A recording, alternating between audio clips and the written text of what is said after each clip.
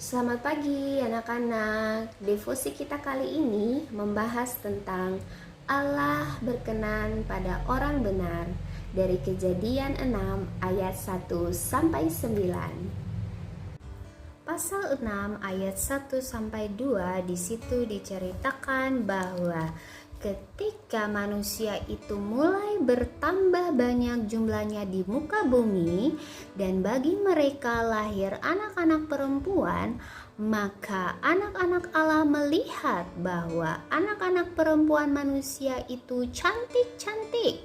Lalu mereka mengambil istri dari antara perempuan-perempuan itu, siapa saja yang disukainya. Jadi anak-anak Allah yang sudah diberkati Tuhan saat itu tidak bijaksana di dalam memilih perempuan untuk dijadikan istri mereka, tetapi mereka mau bertindak suka-suka mereka, tidak mau mengikuti aturan dari Tuhan, dan hal ini dipandang sangat jahat di mata Tuhan, sehingga di ayatnya yang ketiga Allah berfirman seperti ini, Rohku tidak akan selama-lamanya tinggal di dalam manusia, karena manusia itu adalah daging, tetapi umurnya akan 120 tahun saja. Nah, anak-anak perhatikan kata daging di sini. Daging di sini bukan hanya berarti daging yang membungkusi tulang kita secara jasmani, tetapi kalau anak-anak baca di Alkitab berbahasa Inggris, di Alkitab New International Version, kata daging yang dipakai adalah mortal. Mortal itu artinya fana, bersifat duniawi. Sesuatu yang bersifat duniawi ini adalah jahat karena apa? Karena sudah rusak oleh dosa. Nah, tentu saja sesuatu yang rusak oleh dosa tidak cocok, berlawanan dengan pribadi Allah yang maha kudus, yang maha suci, sehingga wajar Allah berfirman seperti itu, bahwa rohnya tidak akan tinggal selama-lamanya dengan manusia dan umurnya hanya mencapai 120 tahun saja. Nah, hal ini ditekankan juga di ayatnya yang kelima, bahwa memang kejahatan manusia itu sangat luar biasa ya. Sampai-sampai dibilang bahwa segala kecenderungan hatinya itu hanya membuahkan kejahatan semata-mata. Lalu di ayatnya yang ke-6 Tuhan bilang bahwa Tuhan menyesal telah menjadikan manusia di bumi, dan hal itu sangat memilukan hati Tuhan.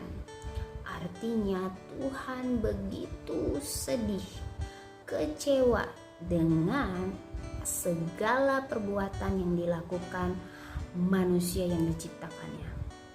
Nah, di ayat yang ke-7 Allah berfirman lagi, karena kecenderungan hatinya yang selalu jahat, maka Allah memutuskan untuk menghapuskan manusia yang telah diciptakannya, baik itu manusia, hewan, binatang-binatang melata, burung-burung di udara, ya, karena Allah sangat menyesal telah menjadikan mereka di bumi.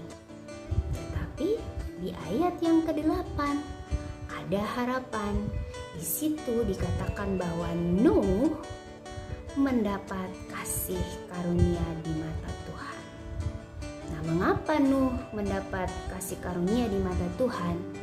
Tentu saja selain anugerah yang Tuhan berikan kepada Nuh, di ayat yang ke-9 dicatat bahwa Nuh adalah orang yang benar, tidak bercela di antara orang-orang sesamanya ya.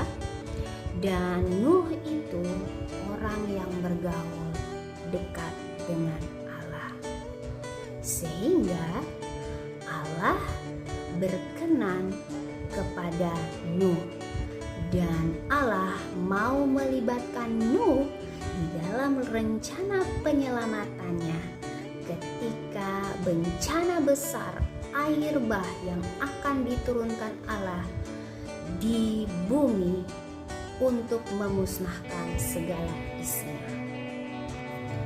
Dari kisah ini anak-anak, kita bisa melihat bahwa orang yang benar mendapat kasih karunia Tuhan karena hidupnya selalu bergaul dekat dengan Tuhan, sehingga Tuhan mempercayakannya masuk ke dalam rencananya yang besar. Maukah kamu dipercaya sama Tuhan untuk masuk dalam rencananya yang besar? Maukah kamu diberikan perkara-perkara yang besar oleh Tuhan untuk memberkati orang lain? Yuk, mulai sekarang kita belajar untuk menjadi murid Kristus yang mencerminkan karakter ilahi di dalam kelas, di rumah kita, maupun di lingkungan di mana kita berada. Demikian devosi kita hari ini. Tuhan Yesus memberkati.